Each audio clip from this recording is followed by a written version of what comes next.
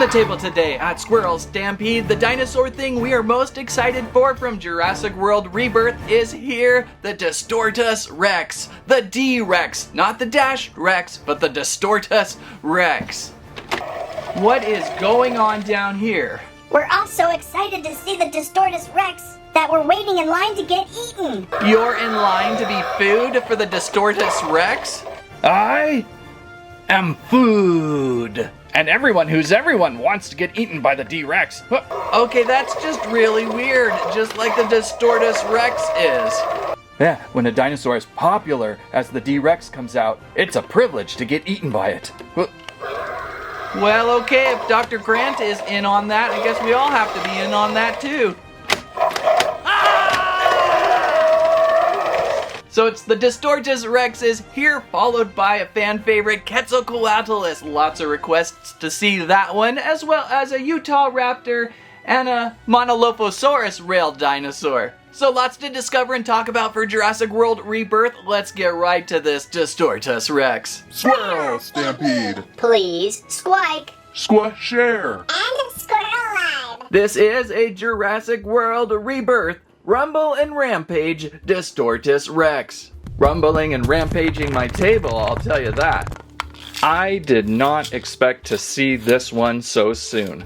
I think in my first Jurassic World Rebirth dinosaur video, I said, oh, I think it'll be a few weeks before we see the Distortus Rex even more. I kind of thought it was going to be like one of those ultra reveal things from Mattel, not wanting to spoil things so holding it back, but it's everywhere. It's everywhere. In fact, here's me dancing in the streets of a Walmart toy aisle finding my first Distortus Rex. So it's everywhere. It hit the main release. We're good to go. And go, oh go, we go with this. This is so spectacularly ugly. Hey, if you're saying he looks ugly, then you're saying I look ugly. Maybe then actually ugly isn't the best word for it. It does certainly resemble a Rancor from Star Wars.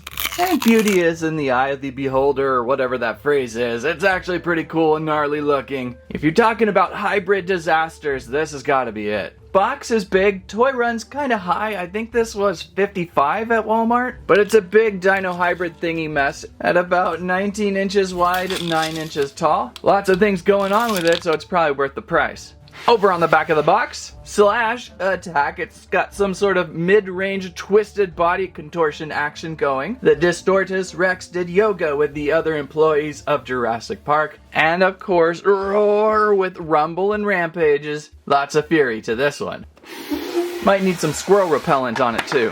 Well, let's do it. Let's do it. Let's get my first Distortus Rex out of box.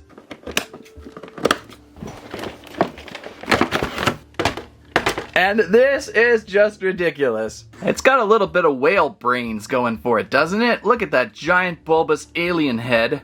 Kinda Rancor-like with the way it's standing and its arms. And then just as you kinda go down towards the back, a little bit more Tyrannosaurus Rex. Just super odd. Right now I've got it standing on threes. The back two T-Rex legs and then the front, well, that's a leg I'm not sure who it belongs to. But then we do have those classic T-Rex tiny forearms. It's looking really narrow from the front. It's always interesting how narrow these guys can get. Like you'll see it on screen portrayed one way really wide, but then all of a sudden it's just like a paper thin Rex of D. Pretty good with overall paint design, mostly tan with a lot of brown splattered on top. Then a white underbelly, and the Distortus Rex is styling with glossy black nail polish on those back claws, but not really on those front claws. They missed the detailing of painting the front claws. I think that would have really balanced having a little more black contrast up front on those front claws. There's so many arms in there, it gets lost together, some extra paint in there would have helped. And well, the head, there's still so much we don't know about this one to really give an accurate description of moving and closing jaw with the action feature. We'll see how it goes over the summer, how close this one is in matching to what we see in movie. I should add, and I didn't really talk about it in my last Jurassic video because I just wasn't like ready to believe the awesomeness of this, I guess. But a lot of the new dinos from this new Mattel wave have rubber teeth. Rubber teeth!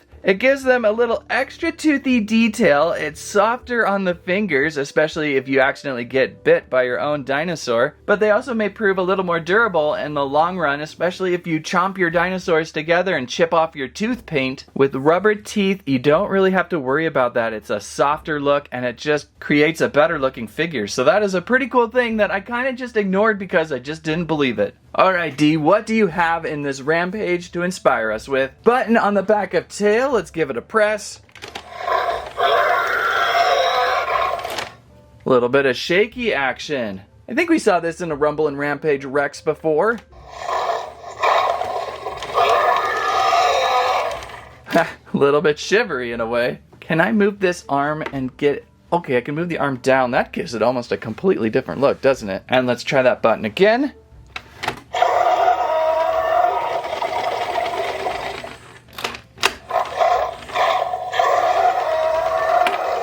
Really just haunting ferocious on that one.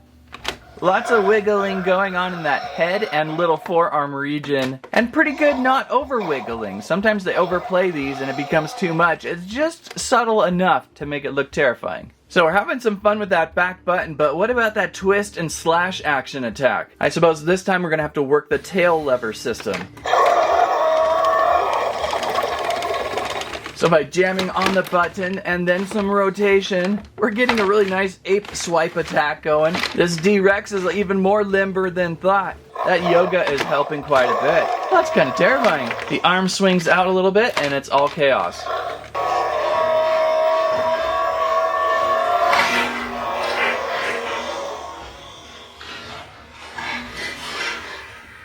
And for being so narrow of a dinosaur, what is that swing range at?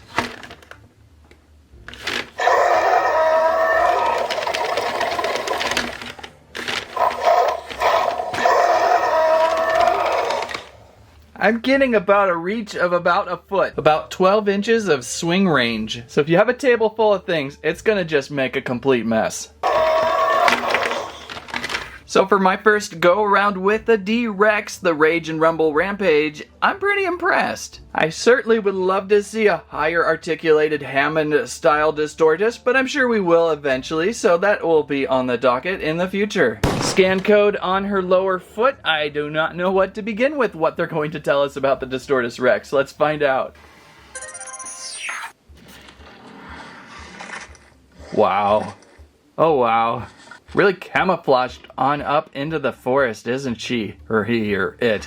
Yikes, almost dog-like right now. Very dog-like on fours and a little extra arms. That is the most creepiest thing I've seen in a while. What do we got for information? Well, yeah, okay, I'd say that's pretty good with the scale earlier, what we saw with the action figures.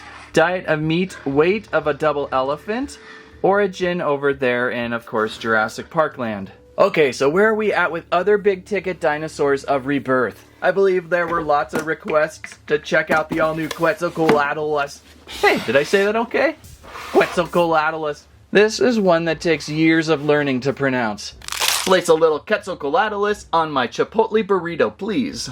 I wasn't sure about this one until I saw it, but it is a significant upgrade over what we saw with Jurassic World Dominion, as we have beautiful fabric wings. It's always so much trickier to do the flyers. You don't want them to be too thick and chippy, but with fabric wings it feels a little more natural. This is aerial ambush, and maybe if I threw it out my office studio window, it could even get a little bit of air, I wonder.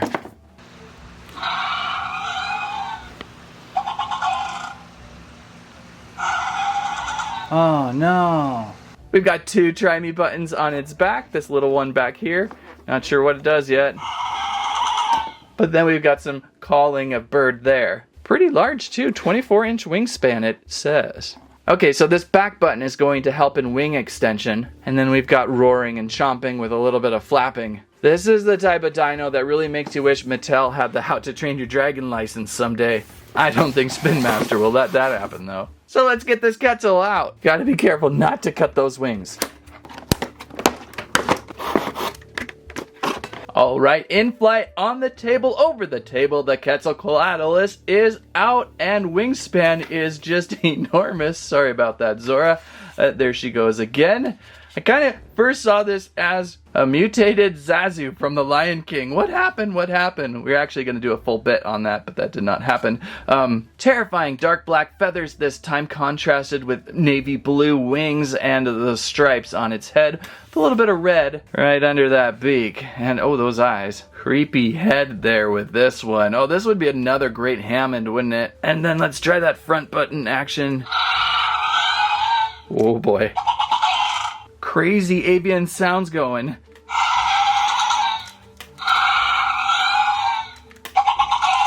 Zazu is not happy. Very nice. And these fabric wings. Oh, these fabric wings are so nice. So how do we do a wing retraction? Fold in somehow. Oh, they fold down. Okay. That makes more sense on the captive's figure, if I can do that again. So pull a wing in, and then fold down. Oh, they're a little springy. Let's get these legs back, and maybe I can balance slowly. And so there's my Quetzalcoatlus sitting, but even just the slightest bump will send her out flat. Right now she's holding. And then I say, hey Zazu, how you doing? Whoa, Zazu! So for some reason this one's a little extra trippy. I'm not sure if that's going to be everyone's. I kind of fold her up. You can get her little forearms to sit flat, which is kind of cool. Leg position. You got legs that also move, so kind of play around with that and just really gently set her down. Pull away. And we're good. Sometimes she even likes to pop on her own. It's really cool though. It's really cool how she sits. That's something we did not see from the last time. And then of course we give her a pat. And she goes down. Of course, the real activator is supposed to be this back switch, and I'm not getting much from it. But I'm not getting much out of it. I'm wondering if mine's okay. Try this the manual way. Down. This shoulder arm on mine, this left shoulder arm is giving me the most trouble. Okay, so we're in, and this should open them up. There we go. So that does function. It's just a little bit weird. As for flight flap mode, pull the wings back, and then I think...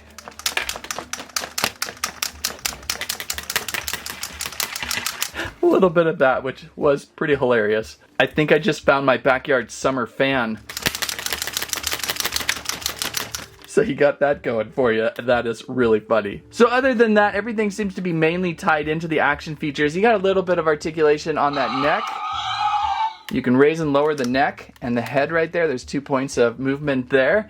And then again, you can move these tiny little hands. And you've got some movement on these legs and these tiny little ankles. Oh, there's the speaker box. Wow, she's noisy. And this fabric again, it's interesting. A little rougher. I feel like Batman has worn this a few times on one of his capes. It's gonna give you some good flexibility to flap around with. I like how it extends. It kind of hides the creases. It feels very reptilian, very leather-like. Something if you boiled up and tried to eat it, you wouldn't like it. And getting some scan code information. This one may be a little odd to reach. It's on her back right thigh there. Oh, there she is. In the desert, enjoying the view of the mesa and some cacti. This is what she looks like at night. In flight. You can barely see it. Pretty good though. There she goes. A little bit into the sky. What do we got for information? There we go. Scaling feels pretty good. The diet of meat. The weight of a large hog. I would have expected a double hog. And found there in North America.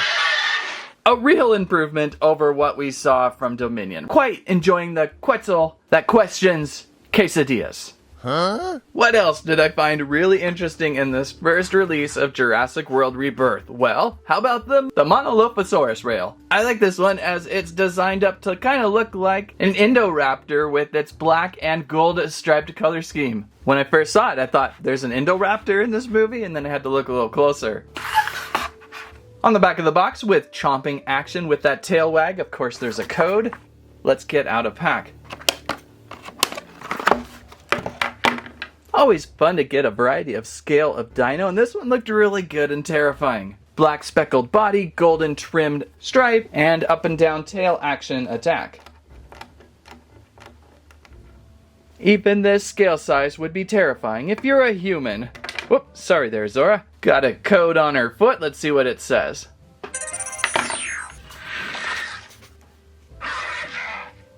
In the forest, the Monolophosaurus rail is twisting all around, and then over onto some facts. Pretty accurate in the scale to figure size, diet of meat, weight of a cow. So how is this heavier than a Quetzalcoatlus? I'm so confused about scaling, and found over in Asia. Oh, here's my Indoraptor for a quick side-by-side. You can see why I'm thinking these two look so alike. I suppose the Indoraptor is a lot shinier than what we have with the Monolophosaurus rail. But these two appear so alike. We even got some little neck frills going up here on the top that kind of matches up with the Indoraptor. And it's all about that golden stripe. So if you need to sub in a fake Indoraptor into your collection, the Monolophosaurus rail will totally do it for you. Do the smaller dinosaurs have rubber teeth? Nah, that appears to be the same old school molded teeth into the plastic deal. So the larger ones are the softer teeth. And well, the other final dino of the day is the always entertaining Utahraptor with Wild Roar. This one stands out really well in box. The bright orange will get your eyes right on store shelf, and it's always fun to get a more feathery friend. Over on the back of the box, we've got Control the Attack Tail Wag. And so let's retrieve the Utahraptor out of box with some fun fine feather installation.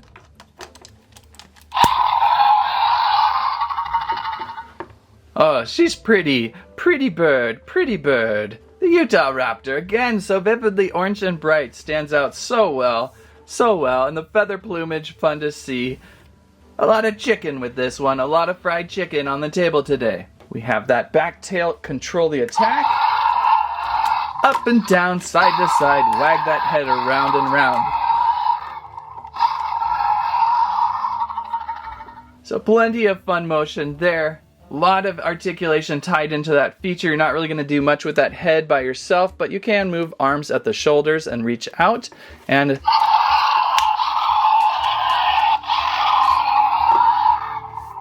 some pretty tight hips this time. I haven't seen as much articulated hips as I've seen in the past, but we do have those nice soft rubbery teeth in there. Feathers are kind of softer too. I like the softer plastic going on those feathery arms. And I love the articulated feather tail. Got a little extra point here from where we attached it. Kind of funny. Just fun to look at this one. Maybe the only down is no nail polish on those claws and feet. Would have liked to have seen some black nail polish on both of those to stand out. I might be going to the nail polish aisle today. What's the best brand, you would say? What's the best dinosaur nail polish, you think? Pretty good size, too. This is a good medium scale dino at about 12 inches in length and about 5 to 6 inches in height. Quick scan reveals.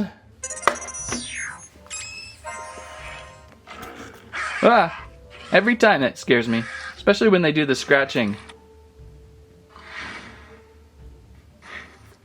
We've got about the same scale as we see with the figure. Diet of meat, double hog.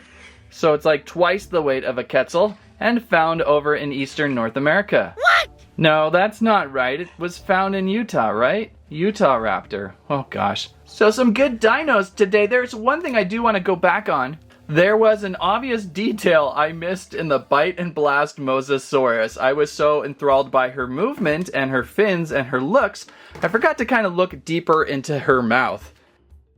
Now say ah, Mosasaurus. Well, that will give you terrifying nightmares. There's actually a pressure plate in the back of her throat.